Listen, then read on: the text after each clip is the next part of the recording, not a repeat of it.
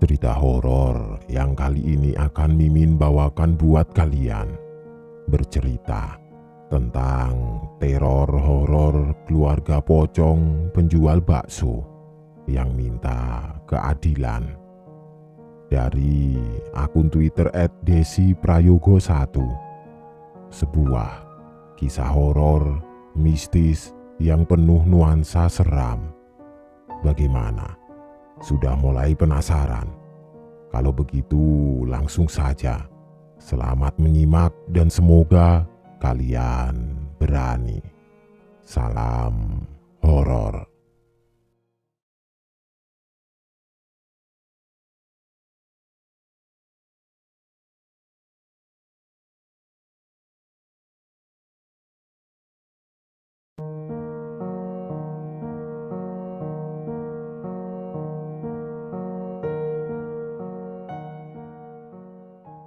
Narasumber kali ini adalah Mas Galih. Mas Galih ingin membagikan kisah yang konon sampai sekarang masih begitu melegenda di daerahnya. Kalau dulu eksistensinya berupa teror, tapi kini sudah agak kalem dan hanya berupa penampakan yang masih kerap menampakkan diri secara random kepada para warga di daerah tempat tinggal Mas Galih. Apa teror atau penampakan yang menghantui warga sekitar? Orang-orang memberi julukan teror tersebut dengan nama Teror Pocong Pak Budi. Salah satu kota di Jawa Timur, tepatnya di wilayah tempat tinggal Mas Galih, terdapat sebuah penampakan sosok pocong yang sangat sulit sekali dihilangkan. Seolah sosok ini arwahnya memang ingin menetap di wilayah tersebut, karena semasa hidupnya beliau juga merupakan salah satu warga di wilayah yang sama dengan tempat tinggal Mas Galih. Semakin dicoba untuk dipindahkan, membuat sosok ini semakin kerap menghantui orang-orang secara random. Seakan sosok ini marah dan tidak terima arwahnya diusir dari tanah kelahirannya sendiri. Akhirnya warga mulai terbiasa dan sampai saat ini mereka hidup berdampingan satu sama lain. Memang yang namanya sosok hantu, apalagi pocong, tidak menutup kemungkinan membuat kita lari terbirit-birit. Sosok ini memang tidak melakukan kontak fisik, akan tetapi sosok ini justru menampakkan diri dengan tiba-tiba. Entah itu di samping seseorang, di belakang, ataupun pas di depan wajah, seperti sedang memamerkan wajahnya yang rusak di depan orang yang tidak sengaja bertemu dengannya. Bayangkan, jika malam-malam kalian tidak sengaja lewat lalu ditampakin sosok pocong ini pas di depan wajah kalian. Bagaimana rasanya? Rasanya pasti mantap. Lalu bagaimana asal muasal sosok ini sampai bisa menghantui warga sekitar? Apa yang menjadi penyebab akan kematiannya? Lantas urusan dunia apa yang membuat arwahnya belum bisa tenang? Budi Sujatmiko adalah seorang kepala keluarga sekaligus seorang bapak dari dua anak perempuannya. Istrinya bernama Aulia Yani dan kedua anak perempuannya bernama Neta dan Neti. Kedua anak perempuan Pak Budi adalah anak kembar. Keseharian Pak Budi adalah berjualan bakso keliling dari satu gang ke gang yang lain. Awalnya beliau bukan berjualan bakso melainkan berjualan mie ayam. Berhubung sedikit sekali peminatnya, makanya Pak Budi beralih profesi sebagai tukang bakso. Sedangkan Bu Aulia bekerja sebagai buruh cuci para tetangganya. Kadang upah yang diterima Bu Aulia tidak tentu, tergantung keikhlasan yang memakai jasanya. Bahkan Bu Aulia pernah hanya dibayar menggunakan lauk pauk. Bagi beliau, itu sudah lebih dari cukup, asal kedua anaknya bisa makan. Keluarga kecil ini hidup rukun dan damai di sebuah rumah kecil peninggalan mendiang orang tua Pak Budi. Pak Budi sendiri adalah anak tunggal. Jadi, selepas kematian kedua orang tuanya, Pak Budi hidup seorang diri sebelum akhirnya bertemu sang istri. Meski hidup dengan banyak sekali kekurangan secara finansial, lantas tidak membuat keluarga ini terdengar cekcok. Benar-benar contoh keluarga yang harmonis. Suatu hari, ada seorang rentenir yang menagih hutang ke rumah Pak Budi. Rentenir ini bilang, kalau Pak Budi sudah menunggak angsuran 3 kali dan bahkan bunganya jadi berlipat ganda. Alasan Pak Budi sendiri belum bisa membayar angsuran, lantaran uang tabungannya belum cukup untuk membayar bunganya. Padahal, kalau untuk membayar pokoknya saja uang yang beliau kumpulkan cukup. Tapi, ya itu tadi, bunganya terlalu besar. Pak Budi juga terpaksa berurusan dengan rentenir ini soalnya beliau kebingungan. Harus mencari modal kemana lagi untuk berjualan. Dengan sangat kasar, para rentenir ini mengambil uang itu dan tetap menekan Pak Budi untuk segera membayar bunganya. Pak Budi tidak tahu harus berbuat apa lagi. Sedangkan bunganya setiap hari semakin membengkak. Tapi hal itu tidak menyulitkan tekad Pak Budi untuk terus berjualan, agar bisa memenuhi semua kebutuhan keluarganya dan sisanya untuk beliau membayar bunga rentenir yang kian melejit. Belum lagi anak-anak Pak Budi yang sebentar lagi keduanya masuk TK. Bertambah kian berat perjuangannya. Tetapi hal itu tidak membuat beliau mengeluh. Beliau selalu tampak tegar dan kuat di depan istri juga anak-anaknya. Sama sekali tidak tampak kegelisahan sedikit pun, padahal bebannya begitu berat. Hingga di tahun 2004, terjadilah sebuah kejadian yang tidak disangka-sangka oleh warga setempat. Jangankan warga, mungkin Pak Budi dan keluarga juga tidak akan mengira kalau akan menerima peristiwa itu di dalam hidup mereka. Hari itu menjadi mimpi buruk untuk keluarga Pak Budi. Menjadi hari yang banjir dengan air mata. Awal dari segala kengerian yang terjadi. Karena di hari itu keluarga Pak Budi dibunuh oleh seseorang yang mungkin adalah suruhan rentenir tempat Pak Budi terlibat hutang. Tidak ada yang tahu bagaimana pastinya mereka membunuh keluarga ini, tapi ada satu orang yang menjadi saksi hidup di saat Pak Budi dibunuh oleh orang ini, pas di halaman rumahnya sendiri. Saking traumanya melihat kejadian itu, orang yang satu-satunya menyaksikan dengan jelas bagaimana kepala Pak Budi ditebas dengan begitu teganya, kini menjadi, maaf, gila.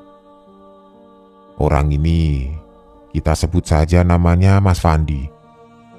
Mas Fandi pagi itu ceritanya mau pergi ke surau atau musola di daerah sekitar. Dari rumahnya untuk menuju ke musola memang harus melintasi depan rumah Pak Budi. Setiap harinya Mas Fandi memang seperti itu. Dia akan rutin ke musola untuk mengumandangkan azan. Makanya pagi-pagi buta Mas Fandi sudah pergi ke surau dan selalu seorang diri. Waktu itu, saat langkah kakinya hendak melewati depan rumah Pak Budi, dia mendengar ramai sekali suara orang yang sedang beradu debat. Akhirnya, dia berhenti dan mengintip dari sela-sela pohon pisang yang tidak jauh dari rumah Pak Budi. Di situ Mas Fandi melihat dengan jelas kalau ada seorang pria tinggi besar sedang mencengkeram kerah baju Pak Budi dengan marah-marah. Lalu perdebatan itu semakin lama seperti tidak menemukan solusi dan nada bicara pria itu kian meninggi. Mas Fandi tidak kenal dengan pria itu, tapi dia hafal betul dengan pawakan tubuhnya. Tidak lama kemudian, keluar dua pria dengan badan yang tidak kalah kekar dari dalam rumah Pak Budi. Tapi dua pria ini keluar dengan bersimbah darah sambil membawa sebuah pedang panjang. Bisa digambarkan samurai ataupun golok. Bentukannya panjang dan berwarna merah darah. Mata Mas Fandi terbelalak dan dia mulai bertanya-tanya, dua pria itu berdarah sampai seperti itu, kenapa? Mas Fandi melihat Pak Budi menangis histeris sambil memohon ampun dan minta untuk tidak dibunuh. Pak Budi juga bilang kalau beliau meminta waktu lagi untuk melunasi bunganya. Sedangkan Mas Fandi yang tidak tahu apa-apa melihat semua itu jelas kebingungan. Kemudian tanpa ABC, salah seorang di antara tiga pria itu mengangkat pedang panjang tersebut lalu menghunuskan ke leher Pak Budi yang sedang menunduk memohon ampun di depan salah seorang yang lain. Dan iya, tidak pakai menunggu lama, kepala Pak Budi terpisah dari tubuhnya. Tubuh Pak Budi langsung jatuh ke tanah bersimbah darah dan detik itu juga Pak Budi meninggal dunia. Mas Fandi yang melihat kejadian itu spontan berteriak dan teriakannya terdengar oleh ketiga pria itu. Tiga pria itu tampak seperti terkejut dan lari ke arahnya. Buru-buru Mas Fandi berlari menjauh sejauh mungkin untuk menghindari tiga pria ini. Tapi tiga pria ini masih mengejarnya. Beruntung dia bisa menghindar dan masuk kembali ke dalam rumahnya. Bahkan tanpa disangka-sangka, tiga pria ini melewati rumahnya dan dia mengintip sedikit dari balik jendela. Beruntungnya, tiga pria itu tidak menyadari ke arah rumahnya dan pergi menjauh. Mas Fandi langsung membangunkan ibu bapaknya untuk menceritakan semuanya. Dia juga bilang tidak berani ke surau lagi semenjak kejadian itu. Ibunya mencoba untuk menenangkannya agar tidak menimbulkan suara. Takutnya tiga pembunuh itu masih ada di sekitar rumahnya. Akan tetapi semakin lama, kondisi mental Mas Fandi semakin buruk. Dia sering ketakutan sendiri di dalam kamarnya. Dia juga tidak lagi berangkat kerja dan bahkan menjaga jarak dengan keluarganya. Sampai bapaknya membawakan dokter untuk mengobatinya. Tapi Mas Fandi menolak. Dia tidak ingin bertemu dengan siapapun dan sampai detik ini, Mas Fandi masih dengan keadaannya saat terakhir melihat kejadian itu. Kembali ke Pak Budi. Berhubung Mas Fandi hari itu tidak mengumandangkan azan dan diganti oleh warga yang rumahnya pas di samping musola. Setelah semua warga selesai sholat subuh, semuanya berbondong-bondong ke rumah Mas Fandi. Karena tidak biasanya Mas Fandi seperti ini. Takutnya Mas Fandi sakit. Begitu mereka melintas di depan rumah Pak Budi, salah satu orang tidak sengaja menengok ke rumah Pak Budi karena di hari yang sama Pak Budi juga tidak tampak hadir sholat subuh berjamaah. Saat orang itu melihat, beliau langsung berteriak manakala melihat tubuh Pak Budi sudah dalam keadaan tergeletak di atas tanah dengan kepala yang terpisah dari tubuhnya. Teriakan orang itu mengagetkan orang-orang yang lain. Mereka lupa dengan Mas Fandi dan berbondong-bondong menghampiri jasad Pak Budi. Lalu yang lain melihat ada banyak sekali darah yang bercecer dan mengarah ke arah dalam rumah Pak Budi. Saat warga yang lain mengikuti ceceran darah itu, mereka melihat istri dan dua anak Pak Budi sudah meninggal dunia dengan kondisi yang begitu sadis. Keluarga ini meninggal dibunuh oleh seseorang yang entah siapa. Jasad Bu Aulia tergeletak di ruang tamu dengan kondisi perut yang ditusuk-tusuk dan ada sebuah pisau yang tertancap di mata kanannya. Kedua anak kembar Pak Budi meninggal ditusuk pisau di bagian dada dan perutnya. Lalu kedua jasad ini ditumpuk menjadi satu dan diletakkan di atas meja makan. Darah tercimprat hampir di seluruh dinding rumah Pak Budi. Dua kamar Pak Budi tampak berantakan, seolah ada seseorang yang dengan sengaja membuat isi kamar itu menjadi berantakan. Atau bisa juga sedang mencari sesuatu. Kalaupun itu maling, rasanya sangat janggal. Secara tidak ada benda berharga yang ada di rumah Pak Budi. Lantas, apa yang mau dicuri? Warga lalu menutup keempat jenazah ini dengan kain sambil menunggu polisi datang ke TKP. Karena sudah ada yang menghubungi polisi dari telepon koin yang ada di sekitar sana. Sedangkan ada dua orang yang menyadari kalau darah itu juga mengarah ke sebuah tempat. Jadi, selain ada di rumah Pak Budi, darah yang diduga sama juga tampak berceceran di jalan-jalan.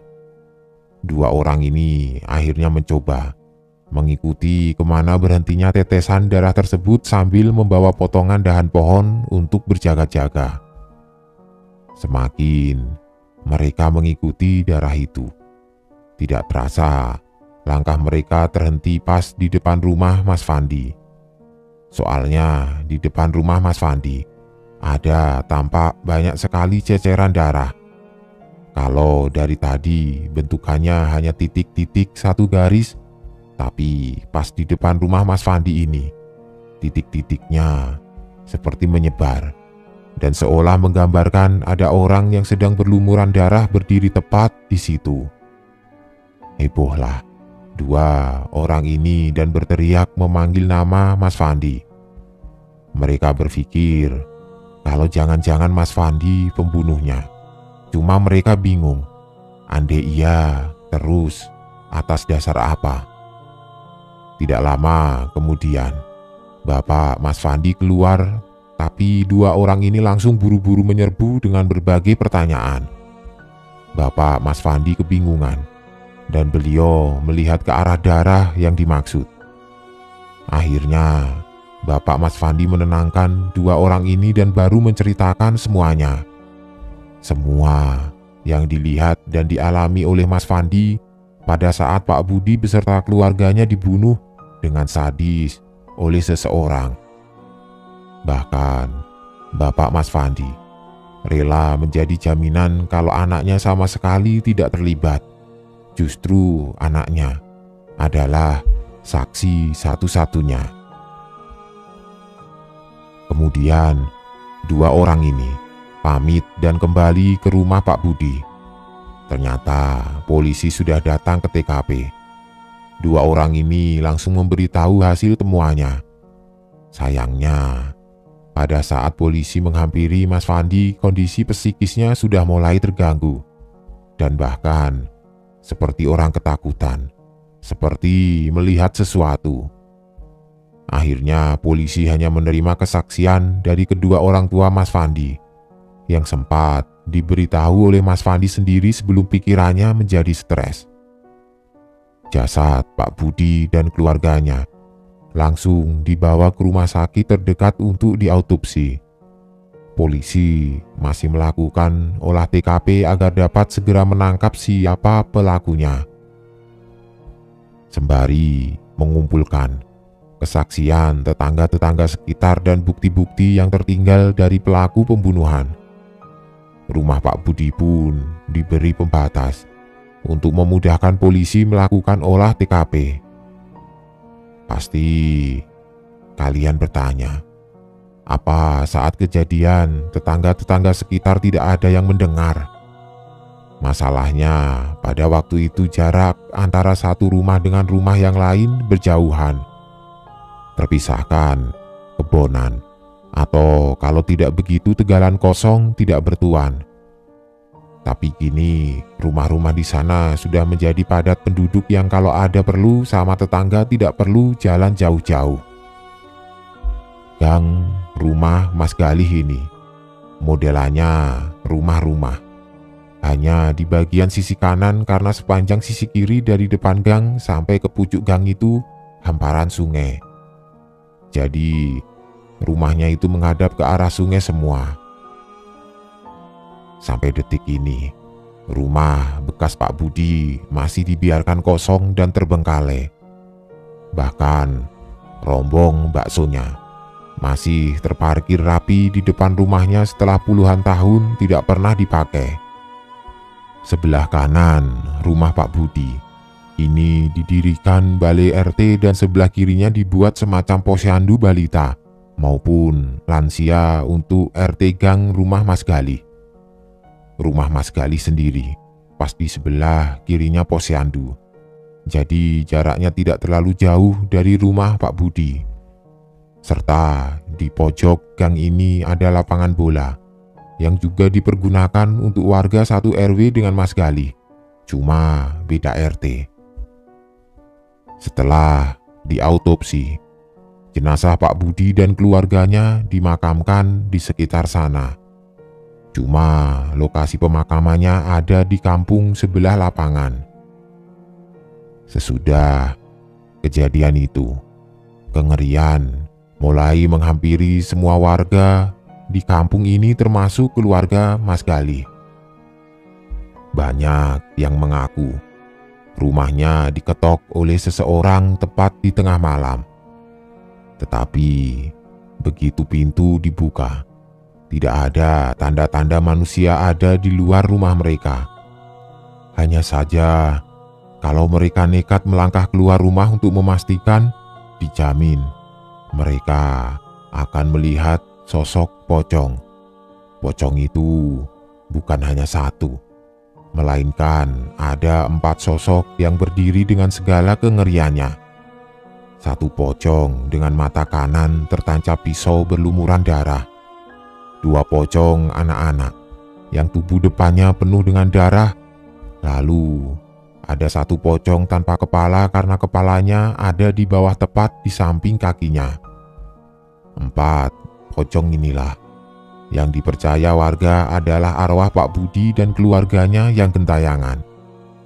4 pocong ini seperti meminta suatu keadilan atas kematian mereka. Mereka seolah tidak terima diperlakukan seperti itu oleh orang-orang yang tidak bertanggung jawab. Sayangnya, polisi pun tidak kunjung menemukan titik terang terkait 3 pelaku pembunuhan keluarga Pak Budi. Sedangkan arwah 4 pocong ini terus dan terus menimbulkan keresahan bagi warga sekitar. Aktivitas mereka jadi terhambat karena takut. Pikiran mereka setiap hari isinya hanya was-was terus tidak ada hentinya. Suasana kampung semakin hari kian mencekam dan membuat bulu kuduk merinding.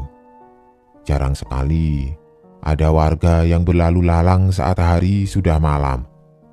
Kalaupun ada, mereka akan menghindari akses untuk melewati depan rumah Pak Budi. Bagi warga setempat, rumah yang dulunya penuh dengan gelak tawa anak-anak kini telah berubah menjadi sebuah rumah berhantu. Bahkan epiknya, warga sekitar yang pulang dari sholat subuh berjamaah di musola mengaku mencium aroma bakso yang begitu lezat dari dalam rumah Pak Budi. Persis seperti dulu saat Pak Budi dan keluarga masih hidup. Mereka selalu menyiapkan dagangannya subuh-subuh. Soalnya pagi harinya Pak Budi harus berkeliling menjajakan jualannya. Padahal kan rumah Pak Budi sudah lama tidak berpenghuni. Lantas, itu aroma bakso dari mana asalnya? Tidak ada satupun warga yang bisa menjawab pertanyaan tersebut. Masih menjadi pertanyaan semua orang yang melintas di depan rumah Pak Budi. Setiap subuh, aroma itu masih sering tercium. Kalau dulu aroma itu membuat orang-orang sekitar menjadi lapar, tapi kini aroma itu menjadi sebuah firasat kurang baik. Teror masih kerap menghantui warga sekitar. Suatu hari, ada saudara Mas Gali yang menginap di rumahnya namanya Mas Danar. Sedangkan di hari itu bertepatan dengan tahlilan 100 hari meninggalnya keluarga Pak Budi. Semua orang membuat masakan masing-masing, dan selepas sholat maghrib dibawa ke musola untuk sajian tahlilan yang bertujuan untuk mengantar arwah keluarga Pak Budi tenang di alamnya. Pada saat itu, Mas Danar menolak untuk ikut, sedangkan Mas Galih dan keluarganya pergi semua ke musola. Tinggal Mas Danar seorang diri di rumah Mas Galih. Alasan Mas Danar tidak ikut karena tubuhnya masih terasa pegal-pegal naik kereta api selama perjalanan menuju ke kota Mas Galih. Ya sudah, keluarga Mas Galih juga tidak mau memaksa. Tapi mereka memperingatkan Mas Danar agar tidak keluar rumah. Jika ada yang mengetuk pintu jangan pernah dibukakan dan menganggap tidak mendengar apa-apa. Atau kalau bisa langsung masuk kamar dan segera menghubungi Mas Galih. Mas Galih sendiri juga tidak sempat menceritakan karena waktunya sudah mepet. Pergilah Mas Galih dan keluarganya meninggalkan Mas Danar. Awalnya masih baik-baik saja, tapi perut Mas Danar yang tidak baik-baik saja. Mas Danar baru ingat karena dia belum makan malam. Lalu dia pergi ke arah dapur. Ternyata di dapur Mas Galih tidak ada makanan. Ada bahan makanan, cuma Mas Danar tidak bisa memasak. Kecewa, tapi salah dia juga karena tidak segera memberitahu sebelum keluarga Mas Galih pergi. Pikir orang-orang Mas Danar sudah makan di kereta.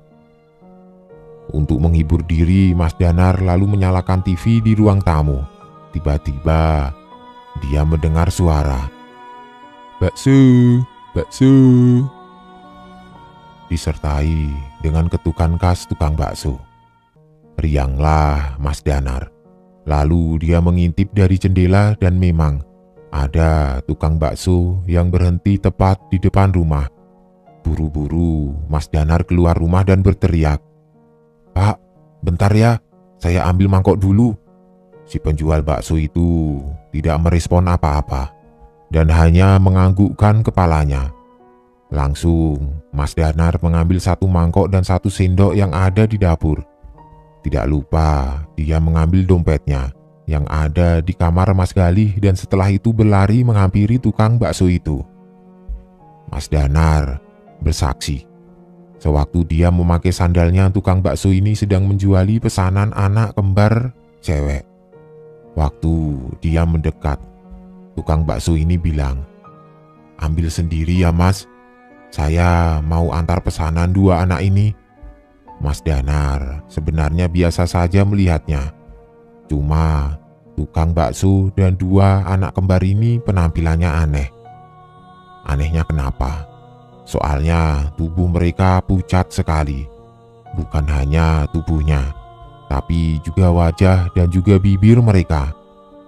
Lalu mereka bertiga mengarah ke sebuah rumah yang gelap sekali dan Mas Danar bersaksi kalau dia juga melihat ada seorang ibu-ibu yang keluar dari dalam rumah sambil membawa pisau dapur di tangan kanannya. Ibu itu berjalan ke arah tiga orang ini dengan wujud yang sama saja pucat dan tidak berekspresi sama sekali. Berhubung Mas Danar tamu di situ, ditambah dia juga sedang lapar sekali, dia mengabaikan keanehan tersebut dan mulai menyiapkan pesanannya sendiri. Toh, tadi tukang baksonya sudah memberi izin. Mulai Mas Danar menyiapkan bihun dan aneka sayuran di dalam mangkoknya. Dia heran lagi karena sayur dan bihunnya dingin sekali. Padahal cuaca sekitar saat itu sedang panas-panasnya walau di malam hari. Mencoba untuk berpikir positif. Mungkin sudah malam dan jualannya dari siang. Kan nanti kalau dikasih kuah jadi hangat. Akhirnya Mas Danar kembali asik dengan segala kreasi di mangkoknya. Kembali dia tuangkan saus, kecap dan sambal sebagai pelengkap. Kini mangkoknya sudah siap untuk dituangkan kuah baksonya. Mas Danar menoleh ke belakang dan dia melihat kalau rumah yang dia lihat sebelumnya tahu-tahu menjadi gelap juga sepi. Lah, kemana perginya si tukang bakso? Sedangkan perutnya sudah kelaparan. Pikir Mas Danar, si tukang bakso itu sekalian ke warung depan untuk membeli garam. Kebetulan garamnya tinggal sedikit. Dia juga berpikir untuk masalah harga kemungkinan sama dengan bakso-bakso pada umumnya. Ya sudah, dia tidak berpikir apa-apa. Dan yang terlintas di pikirannya dia ambil semuanya sendiri, lalu uangnya diletakkan di sela-sela mangkok saja. Nanti juga tukang baksonya melihat. Pikiran Mas Danar sudah ngiler membayangkan kelezatan bakso sehingga dia sudah tidak sabar lagi. Pelan-pelan dia membuka penutup dandang baksonya. Semakin tutup itu dibuka dan bukan bakso yang dia lihat, melainkan sebuah kepala seorang pria yang sangat menyeramkan terbungkus kain kafan. Benar-benar cuma kepala tanpa tubuh. Lalu kepala itu melihat ke arah Mas Danar. Kepala itu tersenyum dan bertanya, "Mau ambil bakso yang mana, Mas?" Mas Danar yang melihat itu langsung lari tunggang-langgang ke arah depan atau musola. Begitu dia melintasi rumah itu, Mas Danar mengaku melihat dua anak kembar dan ibu-ibu tadi sudah berubah menjadi sosok pocong yang menyeramkan. Yang membuat Mas Danar tidak bisa melupakan kejadian itu. Saat dia melihat ada satu lagi sosok pocong yang berdiri paling kiri, tapi sosok pocong itu tanpa kepala. Di pikiran Mas Danar saat itu, mungkinkah kepala pocong itu yang dia lihat di dalam dandang bakso tadi? Di situ Mas Danar tidak bisa berkata-kata apalagi dan dia kembali melanjutkan larinya. Sampai dia tidak kepikiran untuk menutup pintu rumah Mas Gali. Kedatangannya di depan musola sambil berteriak-teriak membuat semua orang yang ada di dalam musola lari keluar menghampirinya. Mas Danar ditenangkan dan dia mulai menceritakan kronologi yang baru saja dialaminya. Saat warga mendengar cerita Mas Danar, warga kembali gelisah. Masalahnya yang Mas Danar lihat adalah arwah keluarga Pak Budi. Mas Danar lalu diberi sarung yang sengaja disediakan musola dan dia diajak untuk mengikuti acara tahlilan bersama. Semakin lama, kondisi Mas Danar sudah tenang dan dia pun berjalan pulang bersama Mas Gali beserta keluarganya. Waktu melewati rumah itu, Mas Danar kembali melihat dan rumah itu terlihat gelap seolah tidak ada siapapun di sana. Karena dia berjalan sambil meleng, tidak sengaja kakinya menginjak pecahan mangkok bakso. Dia mengeram kesakitan lalu matanya melihat ke bawah. Dengan ekspresi muka yang terkejut Mas Danar berkata, "Ini kan mangkokku tadi." Langsung Orang-orang kembali berkerumun ke arah Mas Danar dan sama-sama menyaksikan mangkok yang dimaksud tersebut. Aku lihat sekali, ini mangkok yang aku siapkan tadi. Sayuran sama bihunnya aku sendiri yang ambil. Aku kira ya tukang bakso beneran. Tidak taunya. Sebenarnya di sini ada apa sih, Lih? Kata Mas Danar kepada Mas Gali. Akhirnya, di depan rumahnya dan di depan banyak orang, Mas Gali menceritakan semuanya kepada Mas Danar. Serta mangkok itu menjadi saksi bisu kalau apa yang dialami Mas Danar bukanlah karangan belaka. Terlebih, Mas Danar juga tidak tahu apa-apa terkait keluarga Pak Budi. Kejadian horor itu tidak hanya terjadi kepada Mas Danar, melainkan juga dialami oleh Mbak Hana. Mbak Hana ini rumahnya ada di kampung sebelah lapangan. Pada saat itu Mbak Hana perjalanan pulang dari kampusnya menggunakan sepeda motor. Tiba-tiba di dekat lapangan, Mbak Hana mendengar ada suara anak cewek menangis.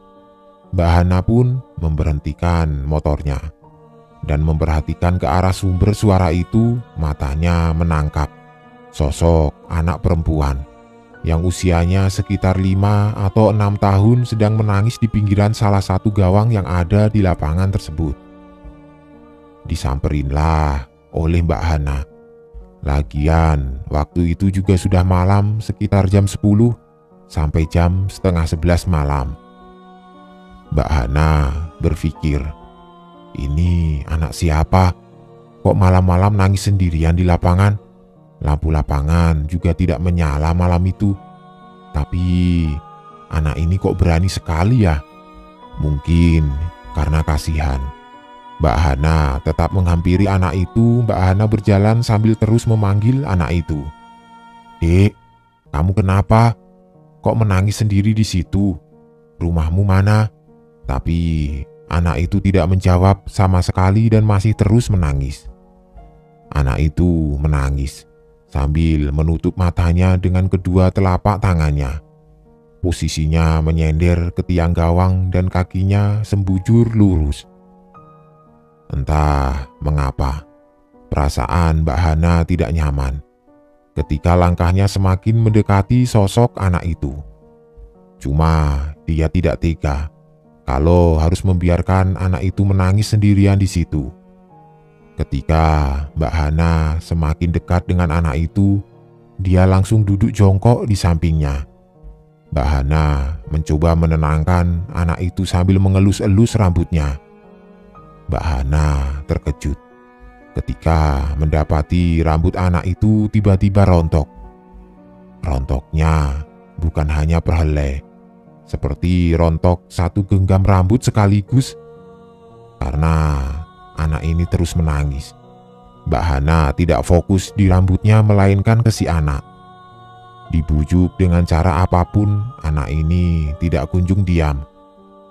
Belum selesai menghadapi anak ini, Mbak Hana dikejutkan dengan satu suara anak-anak lagi yang berada tepat di belakangnya. Anak ini seakan menjawab pertanyaan Mbak Hana, walau pertanyaan itu bukan untuknya. Tubuh kita sakit dan itu adikku. Pada saat Mbak Hana menoleh ke belakang, Mbak Hana justru lebih terkejut lagi karena sosok anak kecil yang ada di belakangnya dalam kondisi berbalut kain kafan. Iya, anak kecil itu berwujud pocong berlumuran darah.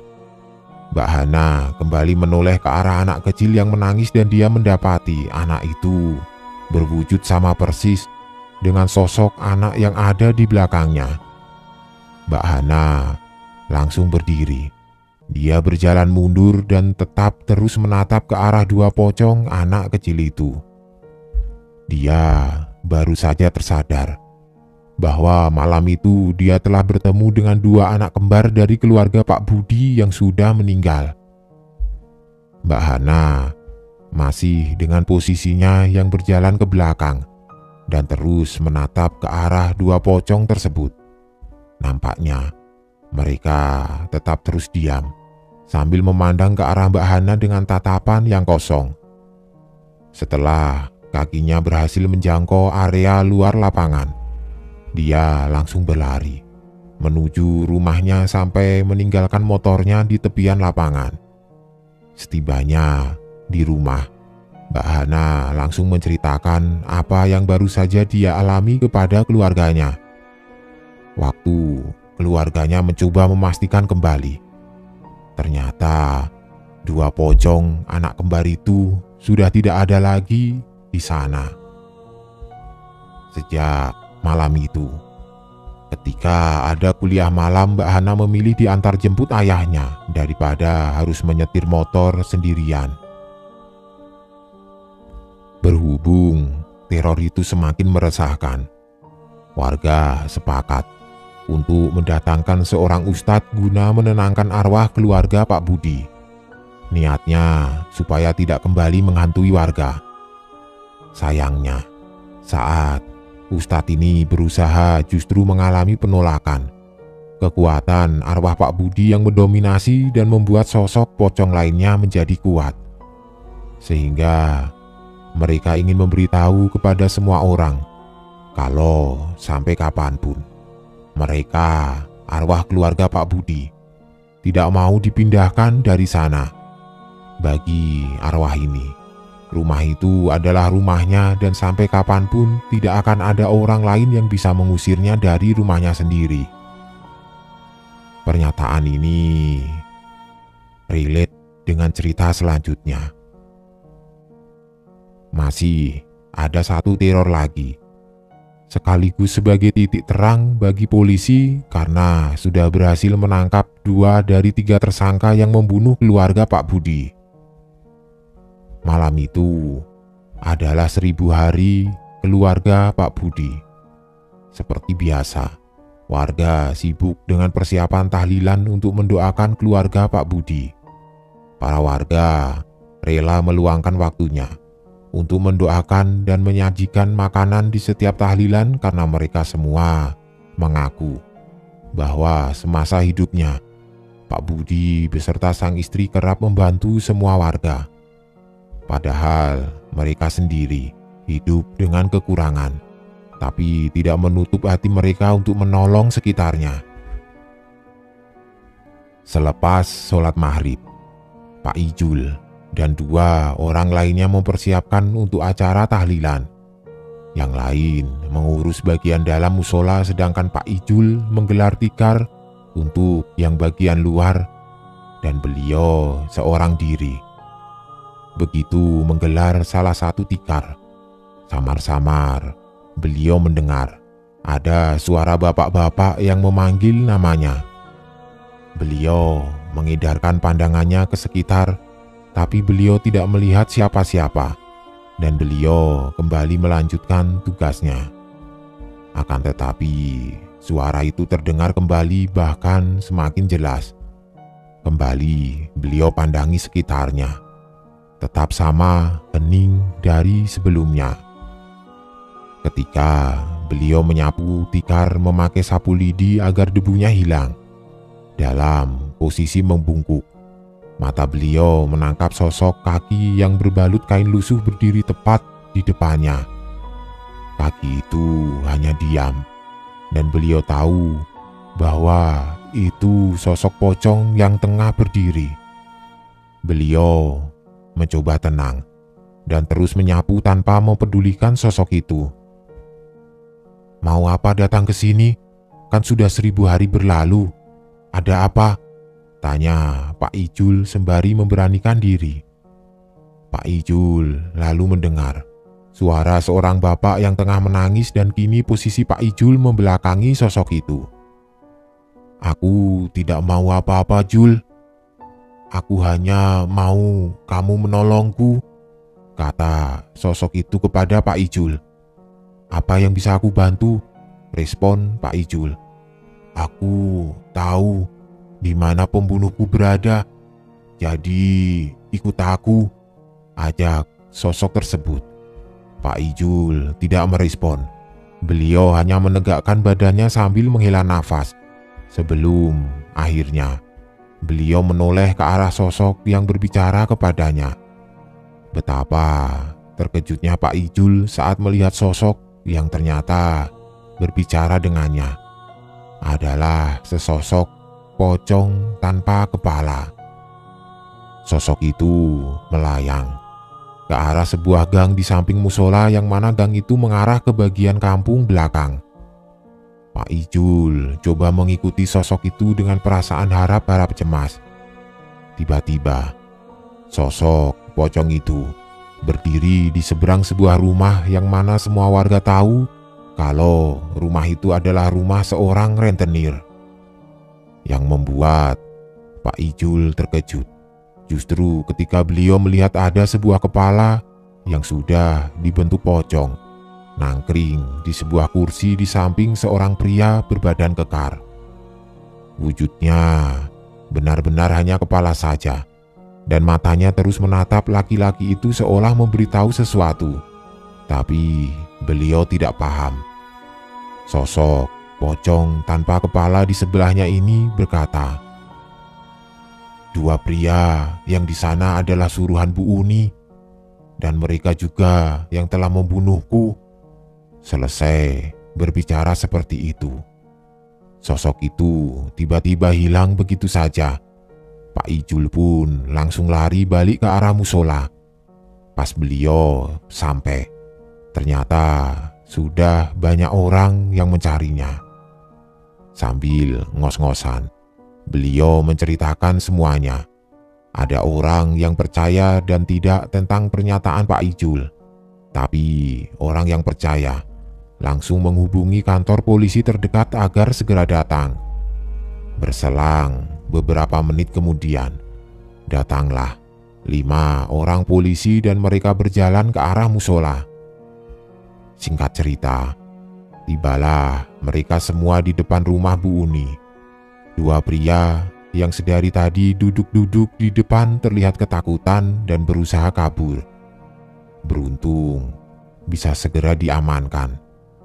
Polisi yang lain mencoba menggeledah ke dalam rumah Bu Uni dan mereka menemukan ada 3 buah pedang panjang yang terpajang di ruang tamu rumah Bu Uni.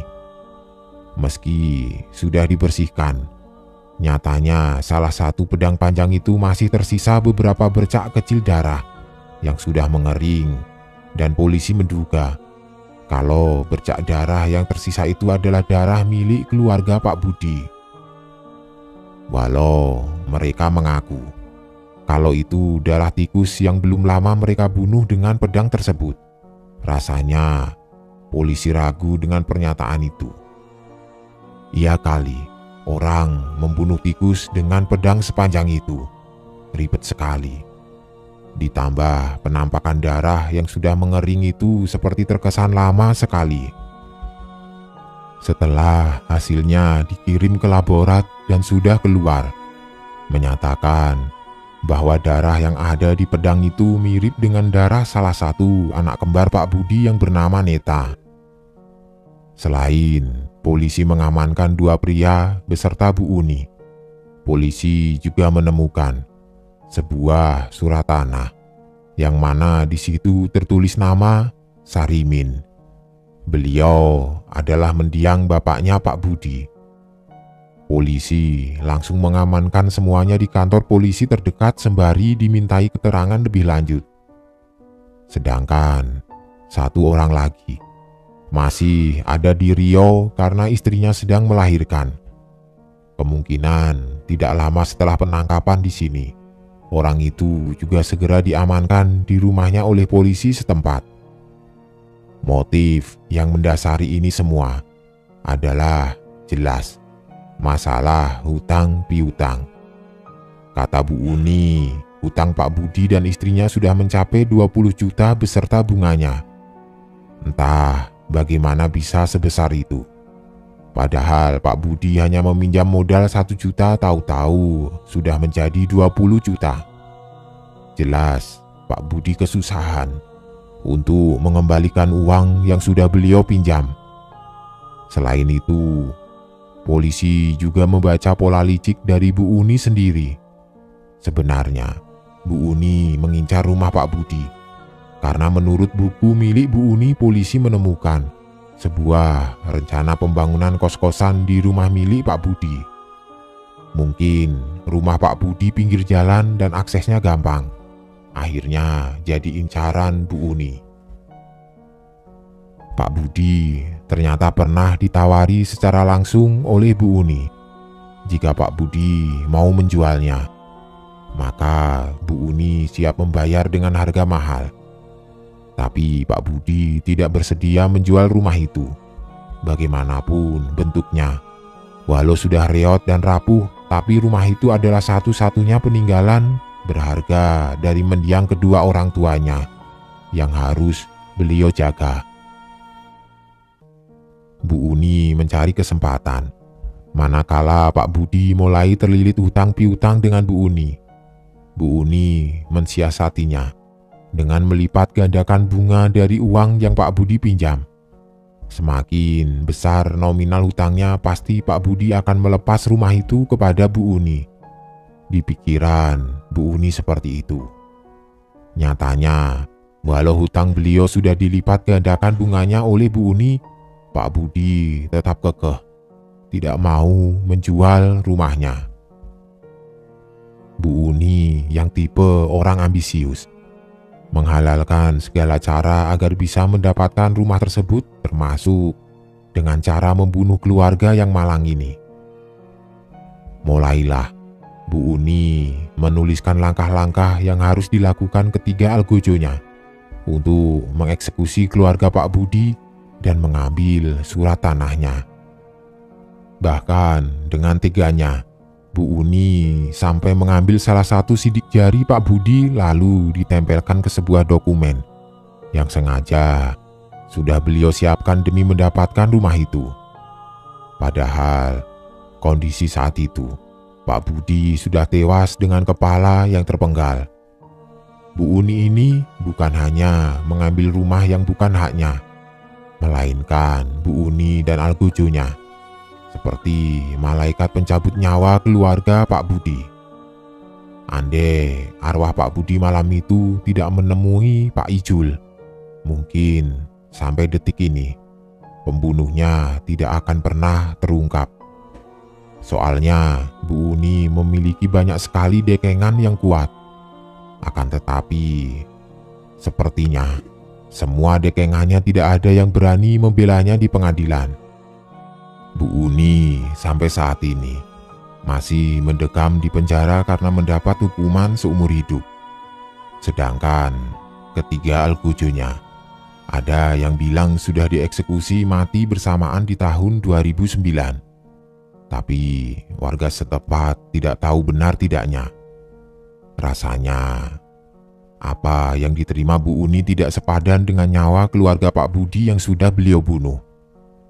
Meski beliau tidak terjun langsung untuk ikut membunuh, akan tetapi beliau adalah otak atau dalang utama dari semua ini.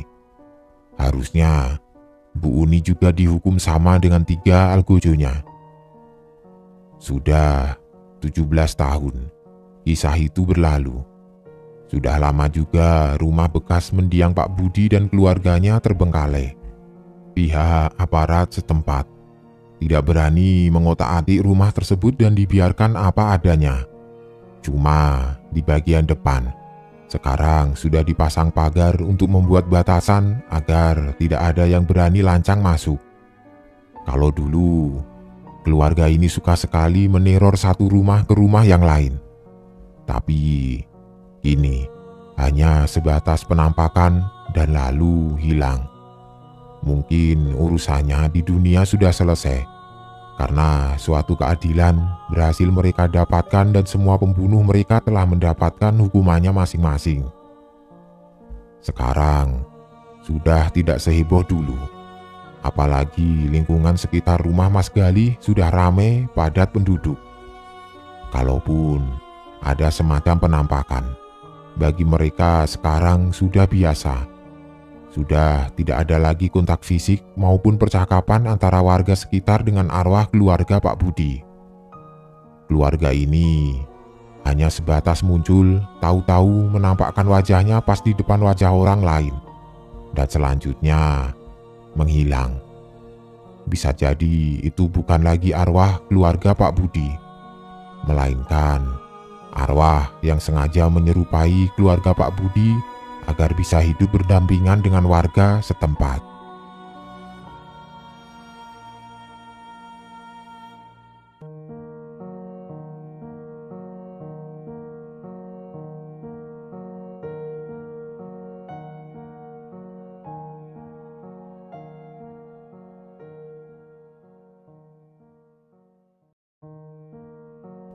Cahayuku, sebuah kisah horor tentang pengalaman horor penari kampung dan kejadian mistis di hari pementasan, dari akun Twitter @sankaraanggita.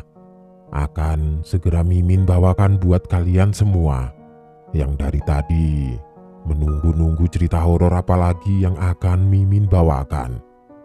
Semoga bisa menghibur dan menemani waktu-waktu senggang dan istirahat teman-teman semua. Jangan lupa ajak teman-temannya berkumpul di channel spesial horor tersayang ini, biar lebih ramai, biar bisa merinding bareng-bareng. Selamat menyimak dan salam horor.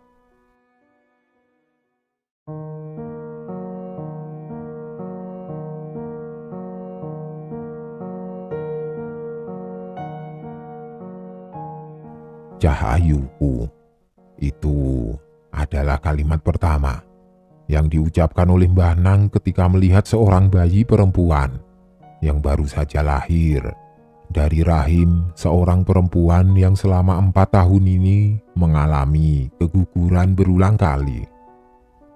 Seorang bayi yang kulitnya tidak hitam tapi juga tidak putih. Seorang bayi yang alis matanya tebal, hidungnya cenderung pesek dan bibirnya tipis. Cahayu, bibirnya tipis seperti hanya disilet, kata Mbah Nang yang berdecak kagum. Matanya terlihat berbinar, tapi jika dilihat lagi matanya terlihat tajam. Dia terlihat menggemaskan tapi juga terlihat mengagumkan.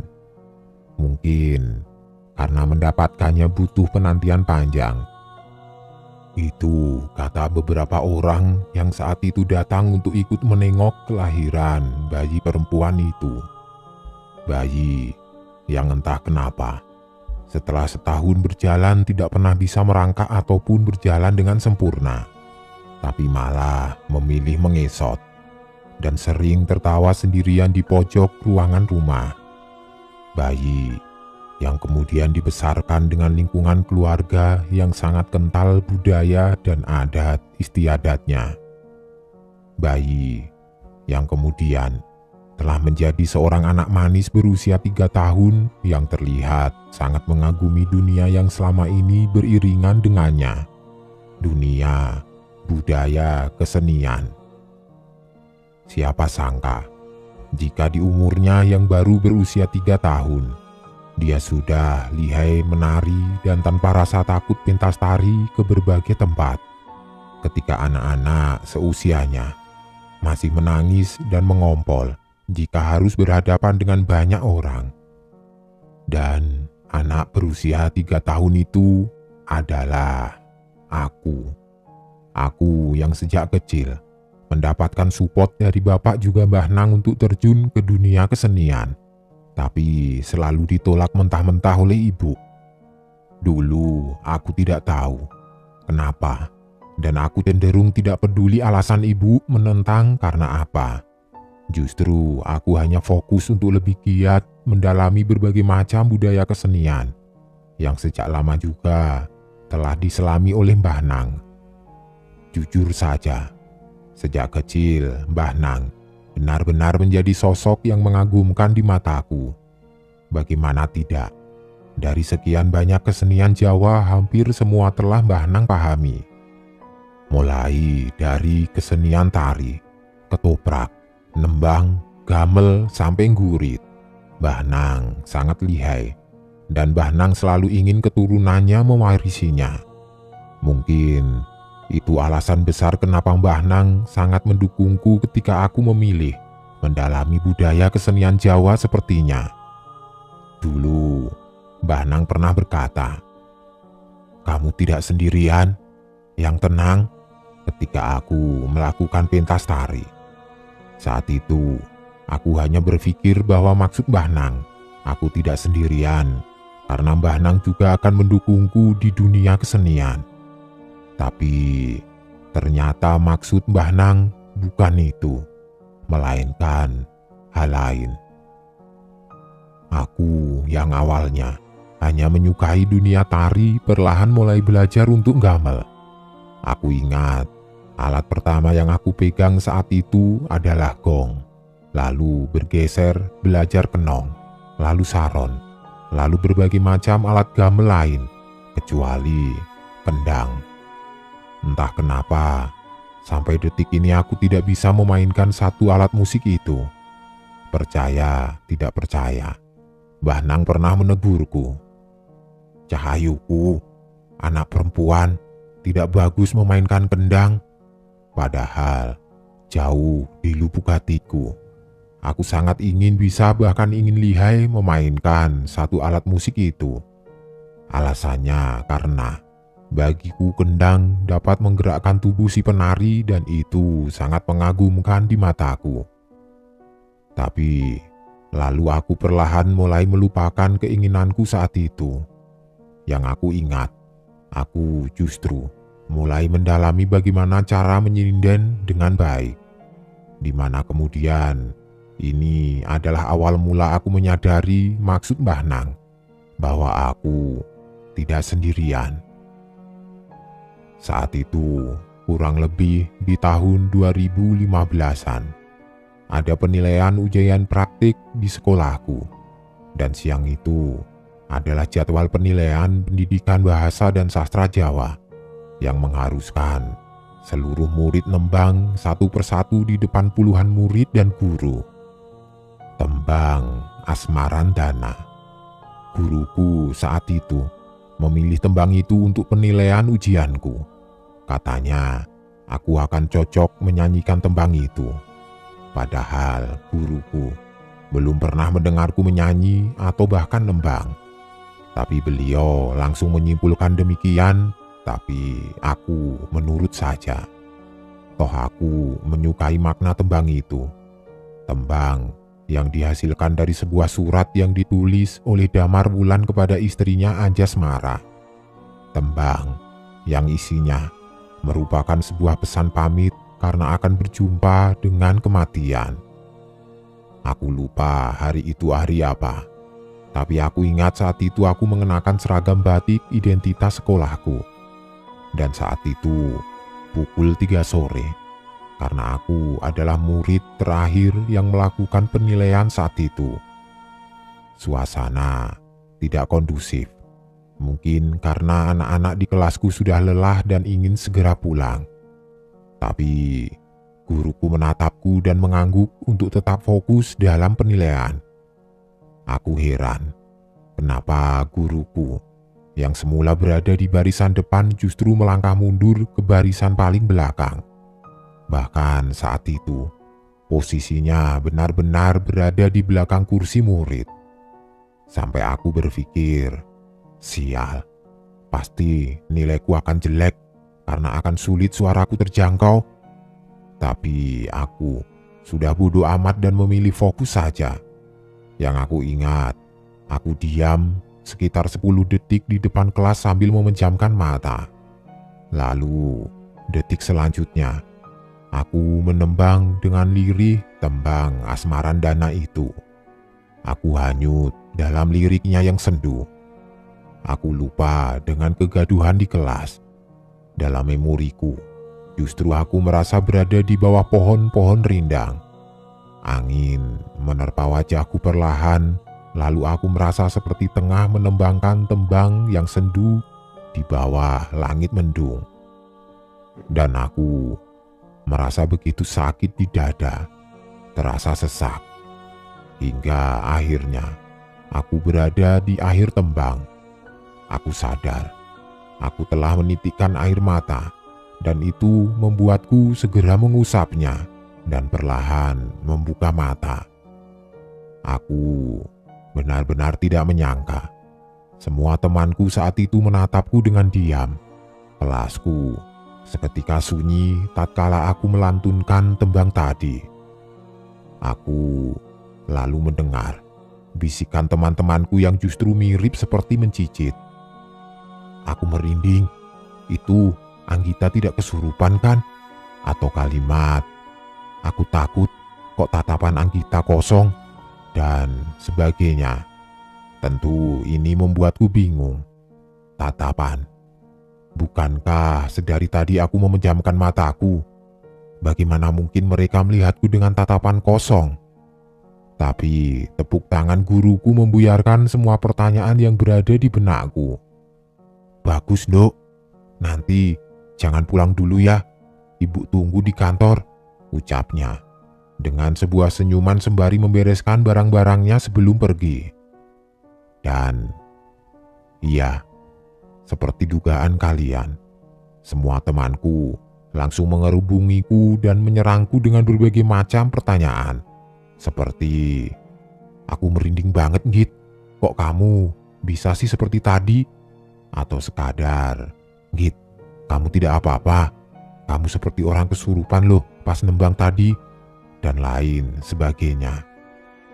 Sedangkan aku hanya mengangkat bahuku dan mengernyitkan dahiku, sembari membereskan alat tulisku ke tas, karena akan menemui Bu Gustin, guru pendidikan dan sastra Jawa yang tadi memintaku untuk menemuinya. Di kantor, Bu Gustin terlihat begitu serius berbincang dengan seorang laki-laki yang kepalanya memakai ikat seperti udeng. Itu Pak Soko. Dia adalah seorang guru seni di sekolahku. Kalau tidak salah dengar, aku sempat mendengar kalimat terakhir guruku. Anak itu perlu diruat. Mereka saling menatap saat aku datang, seperti saling mengode untuk tidak melanjutkan obrolan. Hingga akhirnya mereka membuka suara, memintaku untuk ikut lomba nembang di tingkat Kedu dengan langkah awal seleksi kota. Jadi itu mengharuskanku untuk sering latihan dengan Pak Soko. Aku ingat dulu Pak Soko memintaku untuk latihan dengan keras. Aku diharuskan mengkonsumsi kencur, tidak makan gorengan atau es, mengatur nafas dan suara dengan posisi berlari, menembang dari ujung lapangan tanpa pengeras dan harus terdengar dari ujung lapangan lain. Dan yang paling aku sedikit heran adalah saat aku diharuskan puasa beberapa hari. Tapi aku tetap berpikiran positif dan melakukannya dengan niat kepada Allah Ta'ala. Yang aku pikirkan, mungkin ini sebuah bentuk ikhtiar agar aku menang dalam lomba. Sampai hari H datang dan aku sudah siap menghadapi lomba. Dan lagi, itu terjadi lagi. Saat itu aku naik di atas panggung. Lagi-lagi aku menjadi peserta terakhir yang diharuskan maju ke depan dan selalu mendapatkan kondisi yang tidak kondusif. Sialnya lagi, tiba-tiba mic terus berdenging tidak karuan setiap aku pegang. Sudah 3 mic diganti, tapi selalu saja demikian. Aku melihat wajah Pak Soko yang khawatir. Dia terlihat khawatir dan menatap ke arahku. Aku tidak bisa mengartikan ekspresi wajahnya kala itu. Khawatirkah terhadapku atau hal lain? Karena wajahnya juga menyiratkan ketakutan. Itu membuatku dengan cepat memilih langkah yang cukup berani. Aku meminta panitia mematikan seluruh saluran mic. Aku akan menembang tanpa pengeras suara. Karena aku pikir Semesta nampaknya tidak mengizinkanku untuk menggunakan alat itu. Jadilah aku dengan keputusan bulat memilih menembang tanpa mic. Aku menarik nafas dalam-dalam, dan seperti biasanya aku pasti akan memejamkan mataku. Aku akan membiarkan diriku hanyut masuk ke dalam lirik tembang, membiarkan takdir membawaku entah menang atau kalah. Aku benar-benar lupa dengan apa yang terjadi saat itu. Yang aku ingat, saat selesai melakukannya aku dijemput Pak Soko dan digandeng untuk meninggalkan tempat perlombaan. Badanku lemas, mungkin karena aku grogi. Tapi Pak Soko memujiku dan menceritakan semua hal saat aku di panggung tadi. Membuatku merasa, apakah Pak Soko tahu sesuatu? Kenapa Pak Soko bercerita seolah dia mengerti bahwa dia harus bercerita kepadaku? Aku tahu setelah aku dinyatakan lulus dari sekolah itu, kata Pak Soko. Ketika aku sudah mulai menembang, aku sudah tidak seperti aku. Seperti ada sosok lain yang membuatku seperti bukan diriku sepenuhnya. Pentasku pasti menjadi lebih terasa magis, kata Pak Soko. Dok, aku titip pesan, kamu kalau masuk jangan terlalu dalam. Belajarlah seni saja, tidak usah dengan embel-embel lainnya. Aku yang tidak begitu paham maksud Pak Soko hanya mengiyakan. Tapi tentu ini membuatku ingat dengan perkataan Mbah Nang yang menjelaskan bahwa aku tidak sendirian.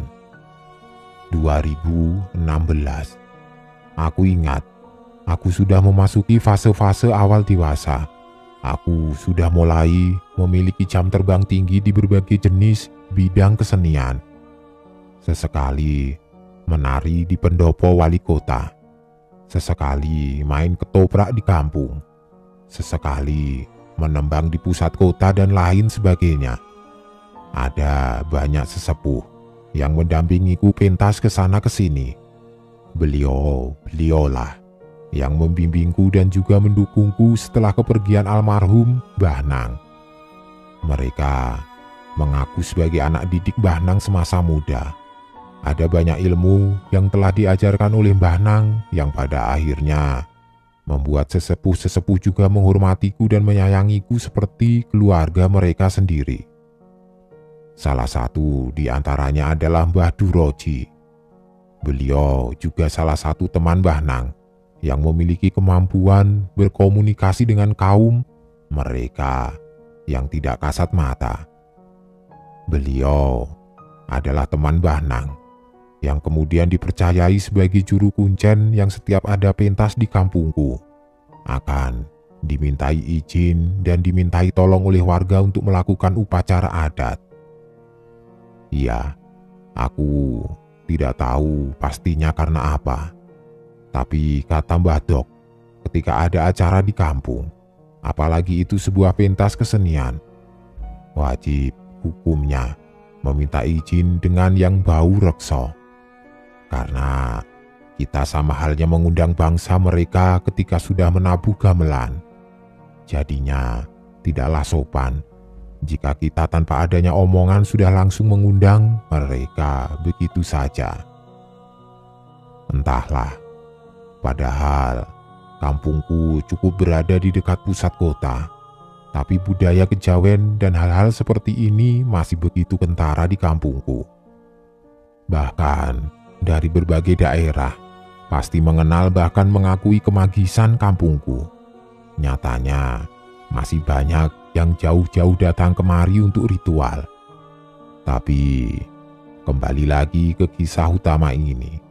Kisah di mana jika diingat-ingat lagi, pada akhirnya kejadian ini yang menjadi awal mula aku memilih mengurangi, bahkan akhirnya memilih vakum dari dunia kesenian.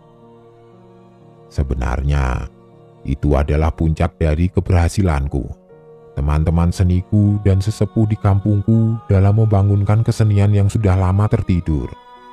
Kami berniat membangunkan kembali kesenian lama yang sudah lama tertidur. Sebuah tarian yang terdiri dari beberapa orang yang dulu hidup ketika Mbah Nang ada.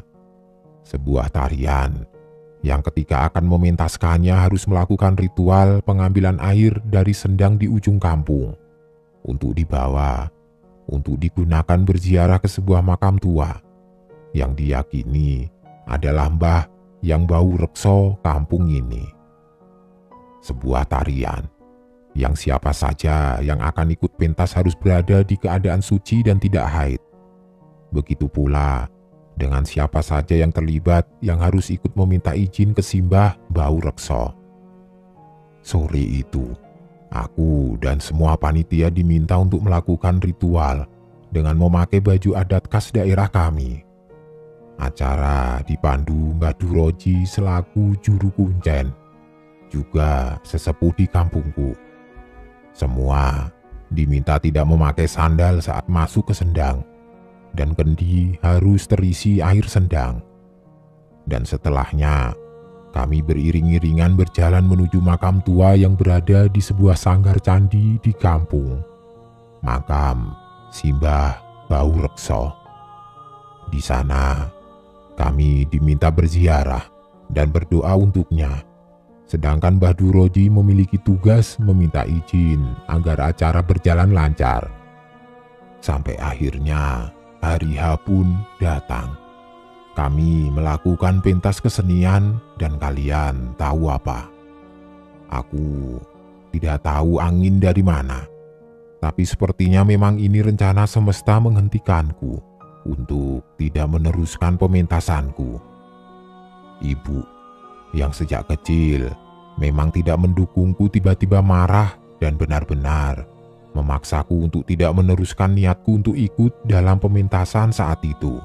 Walaupun aku sudah memohon-mohon agar diizinkan ibu tetap dalam pendiriannya. Aku tidak boleh menarikan tarian itu. Kata ibu, "Kamu boleh menari apa saja, yang penting bukan tarian itu. Aku tidak rela anakku menari tarian itu," tegas ibu yang membuatku mau tidak mau memilih untuk tidak meneruskan niatku. Sedih rasanya. Bagaimana tidak, aku saat itu telah ditunjuk para sesepuh untuk menjadi senter dari tarian tersebut. Aku telah dipilih untuk menjadi pusat dari sebuah pementasan, di mana untuk mendapatkan posisi itu tidaklah mudah. Aku harus melalui latihan selama berpuluh-puluh hari lamanya. Juga harus bersaing dengan teman-teman lain yang juga sama halnya sepertiku memiliki keinginan menjadi senter dari sebuah pementasan. Dan hari itu, tiba-tiba ibu melarangku keras untuk pentas. Ibu tidak tahu saja, anaknya sudah lihai menarikan sebuah tarian yang dulu lahir dari bapak kandungnya sendiri, Mbah Nang. Anaknya ini sudah sangat siap dan ingin mementaskan tarian tersebut dengan harapan dapat membanggakan Mbah Nang. Andai saja ibu melihat aku ketika latihan. Andai saja ibu tahu dari sore hari hingga dini hari. Ketika kendang telah ditabuh, tubuhku sudah di luar kendaliku menari dengan lincahnya. Indah. Andai saja ibu tahu bahwa sesepuh bahkan sampai tidak percaya aku tidak memiliki rasa lelah sedikit pun selama berhari-hari latihan dari sore hingga dini hari. Terus menerus, hingga kakiku lebam di mana-mana pun aku tidak merasakan sakit atau apapun. Yang aku pikirkan saat itu hanya aku ingin pementasan ini harus berhasil dan sukses besar. Aku ingin nama Mbah Nang kembali dibicarakan di sana-sini karena tarian ini lahir darinya. Dulu aku ingat hari di mana aku memohon izin mengundurkan diri dari pementasan. Para sesepuh terlihat begitu kecewa dan seperti tidak rela. Tapi setelah aku jelaskan alasannya, karena aku tidak mendapatkan izin dari ibu, akhirnya Mereka melepaskanku untuk tidak ikut ke dalam pentas. Hanya saja Pak Junet, selaku ketua dari jalannya acara saat itu, menitip pesan kepada aku untuk tetap menyelesaikan apa yang sudah dimulai. Aku diizinkan tidak ikut pentas, tapi aku tetap diwajibkan untuk membantu hingga berhasilnya pementasan kesenian nanti. Dok, Cahayu, sayang sebenarnya kalau kamu tidak ikut pentas besok. Tapi mau bagaimana lagi jika ibumu tidak mengizinkan? Tolong tetap dibantu ya untuk semuanya. Inilah alasan mengapa aku masih ikut dalam beberapa tahapan yang harus dilakukan untuk membantu proses berhasilnya pementasan. Seperti ikut dalam pengambilan air dari sendang, ziarah kubur, sampai ke puncaknya membantu seluruh kebutuhan di hari pementasan. H-1 pementasan. Aku ingat saat itu, perkiraan semua sudah siap sesuai rencana. Formasi tarian juga sudah dirubah karena aku sudah dipastikan tidak ikut dalam pementasan. Aku melihat beberapa sesepuh berbincang di ujung lapangan dekat dengan pesarian kampung. Sedangkan beberapa orang lain tengah sibuk menata barang ke sana kemari. Hari itu aku masih ingat dengan jelas. Ada sosok yang terus menyeringai di balik pohon-pohon bambu. Dia terlihat mengintip dengan matanya yang merah menyala. Sialan, kenapa aku harus melihatnya? Padahal aku tidak ingin melihat yang tidak-tidak sejak awal.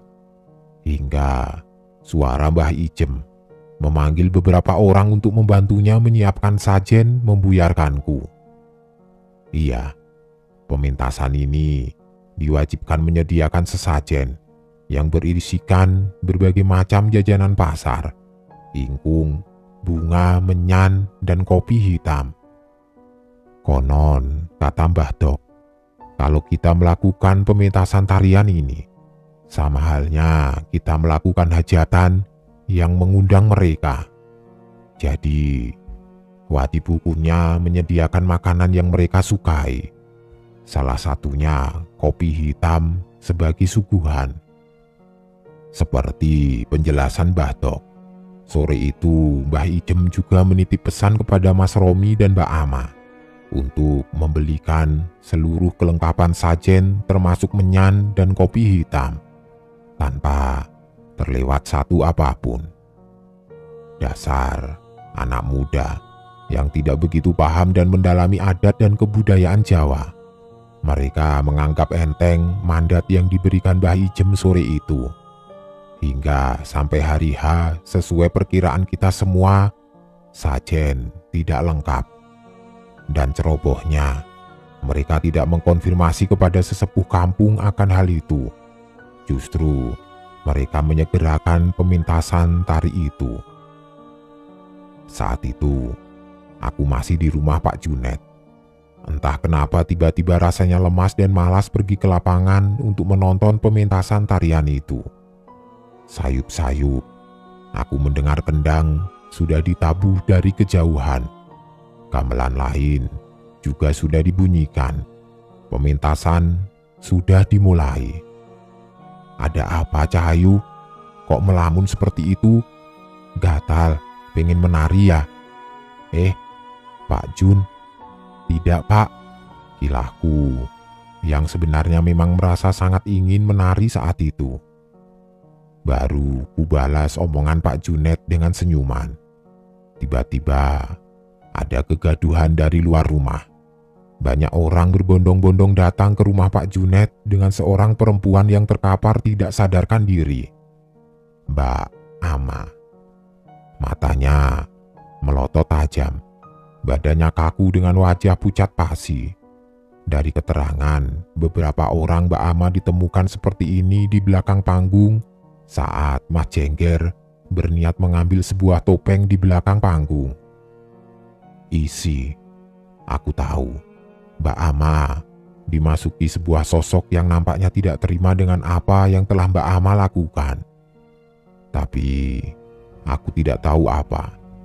Jadi aku hanya memilih diam dan memperhatikan wajah Mbak Ama yang kalau aku mengingatnya sampai sekarang masih merinding takut. Wajahnya benar-benar seperti orang yang kehabisan nafas, pucat.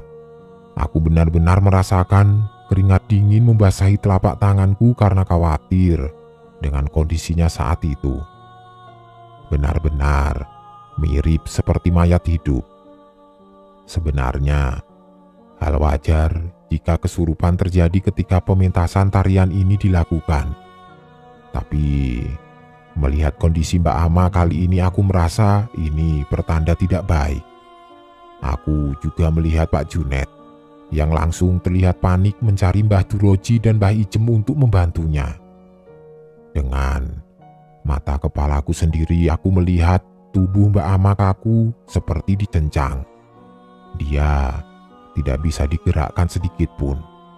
Mbah Duroji mencoba mengajak makhluk itu berkomunikasi untuk bernegosiasi. Tapi makhluk itu masih diam, tidak bergeming. Aku benar-benar tidak tega melihatnya.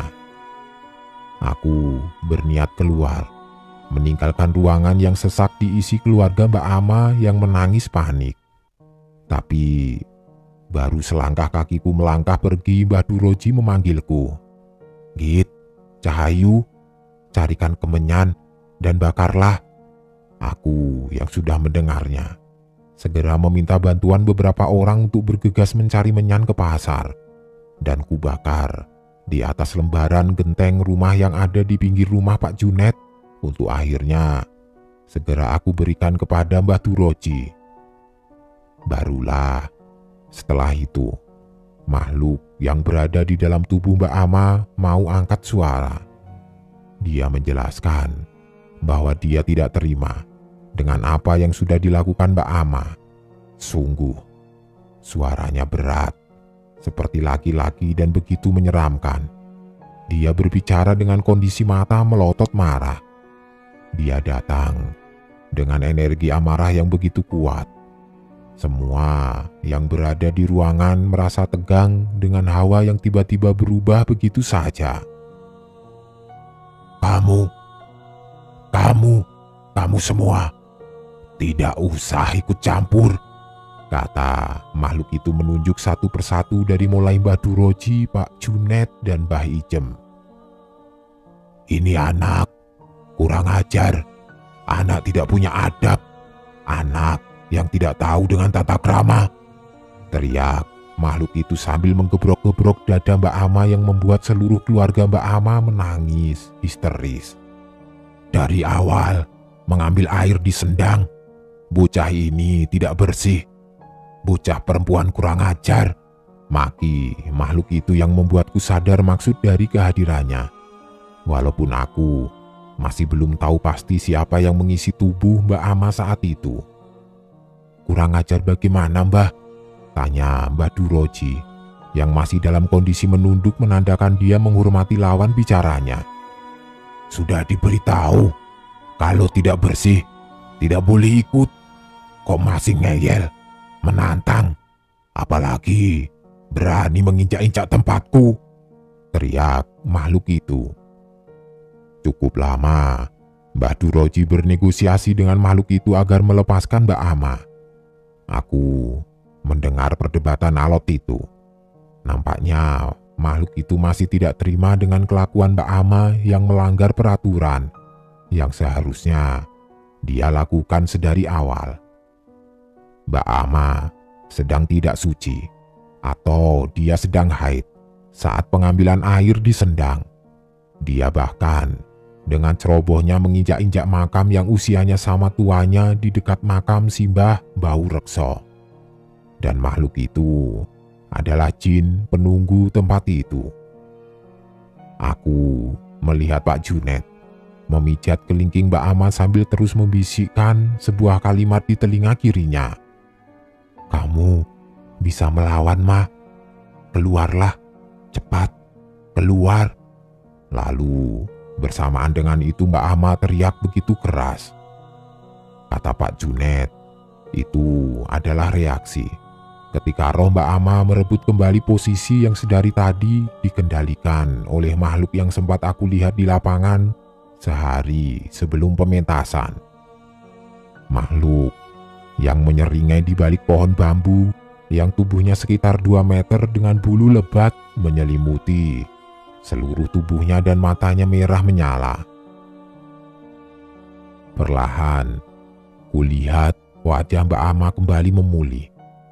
Tapi kata Mbah Duroji, jangan dibawa pulang dulu. Biar saja anak ini tidur di sini 2 hingga 3 hari. Aku khawatir karena dia tidak ada pelindungnya. Baru saja Mbah Duroji selesai mengatakan itu, Mbak Ama yang masih berada di posisi menyender di pahaku tiba-tiba mengikik tidak karuan. Sialan, isi lagi, umpatku yang sudah merasa ingin pulang. Jujur saja, saat itu aku sangat merasa lelah. Aneh, padahal aku tidak melakukan apapun. Aku juga tidak ikut pentas.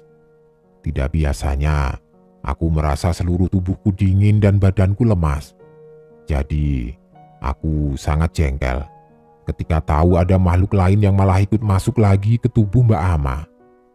Dan tiba-tiba makhluk itu terkekeh membangunkan tubuh Mbak Ama yang semula menyender kepalaku duduk tegap dengan posisi kaki menyila. Mohon maaf, siapa ini? Tanya Mbah Ijem yang sudah paham jika ada makhluk lain yang memasuki Mbak Ama. Kalau kalian tidak mampu untuk menyuguhi tamu, ya tidak perlu mengundang. Itu tidak sopan, kata makhluk itu dengan nada rendah yang begitu lugas. Aku yakin ini bukan makhluk biasa. Aku bisa merasakannya dari energi yang ada di rumah Pak Junet saat itu. Aku merasa hawa di rumah tiba-tiba berubah sejuk dan tidak ada rasa terintimidasi seperti sebelumnya. Dan iya, sesuai pradugaku, Mbah Duroji langsung mencium tangan makhluk itu. Itu tandanya Mbah Duroji paham betul dengan siapa dia berhadapan saat itu. Mbah Rekso. Aku yakin itu dia, karena makhluk itu sempat berkata, mempermalukanku, ketika makhluk itu menjelaskan bahwa sajen yang diberikan untuk tamu tidaklah cukup. Dia meminta, kedepannya jika mengadakan pementasan, jangan pernah ada yang kurang apapun juga, baik itu ritual maupun sajen yang harus disiapkan. Jangan pernah menabuh gamelan jika tidak mengundang. Jangan mengundang jika tidak berniat memberi suguhan. Sore itu aku ingat, Pak Junet segera menyuruh orang untuk mencarikannya ayam cemani, 1 telur Jawa, bunga, dan menyan. Lalu ditemani dengan Mbah Duroji, disembelihlah ayam itu dan disajikan dengan sajen lain di makam tua yang kami yakini makam Simbah Mbau Rekso. Dan kalian tahu, lebih kaget lagi ketika aku akhirnya datang ke panggung pementasan atas dasar ajakan Pak Junet.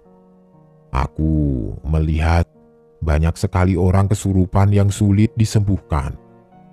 Padahal biasanya kesurupan menjadi hal lumrah yang kemudian akan mudah disembuhkan oleh sesepuh kampung.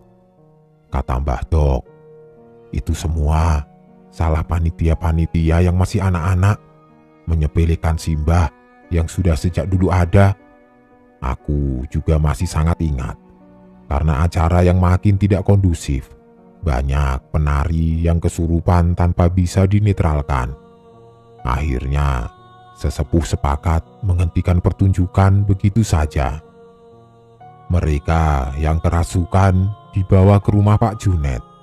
Diadakan ritual perjanjian dan permohonan maaf kepada leluhur dengan kembali menyembelih beberapa ayam untuk syarat. Untuk pertama kalinya, aku merasa ngeri dengan dampak yang ditimbulkan oleh tarian itu. Bahkan aku ingat Ada salah seorang yang baru bisa sembuh setelah 2 hari diobati di rumah Pak Junet. Perlahan, aku jadi paham bila mana selama ini aku sudah terlalu jauh memaksakan egoku, memaksakan membangunkan kesenian yang sudah lama tertidur tanpa persiapan matang, bahkan mengabaikan kehadiran leluhur yang memang benar adanya. Aku jadi ingat, semua yang terlibat diminta berkumpul ke rumah Pak Junet hari itu. Semua panitia dinetralisir, dibersihkan oleh Mbak Duroji dan Mbak Ijem. Malam itu bahkan aku diminta ikut menginap di rumah Pak Junet. Masih membekas di otakku, Mbah Ijem menyuruhku ikut berkumpul dengan sesepuh lain, lalu diberikannya parutan kunyit di keningku. Lalu berkata, "Duk, Cahayu, aku mau tanya, tapi maaf, jangan dimasukkan hati." "Iya, bagaimana Mbah?" tanyaku dengan membungkukkan badan agar lebih dekat dan terkesan sopan dengan Mbah Ijem. "Yang biasa menari denganmu itu siapa?" tanya Mbah Ijem, yang berhasil membuatku mengernyitkan dahi bingung. "Oh, ternyata selama ini tidak tahu jika kamu menari tidak pernah sendirian toh. Ya sudah, karena dia juga tidak ganggu, aku tidak berani mengusir, karena memang tidak bisa diusir. Tenanglah." "Mbah, maaf, apakah itu dari Mbah Nang? Karena dulu Mbah Nang senang sekali ketika tahu saya suka seni." Aku sendiri tidak tahu, aku tidak yakin dan merasa tidak pas jika diharuskan menjawab. Yang jelas, kamu anak cantik, kesayangan Mbah Nang. Ingat, kamu itu balung kuning, jadi aku tidak bisa menjawab siapa saja yang ada di belakangmu.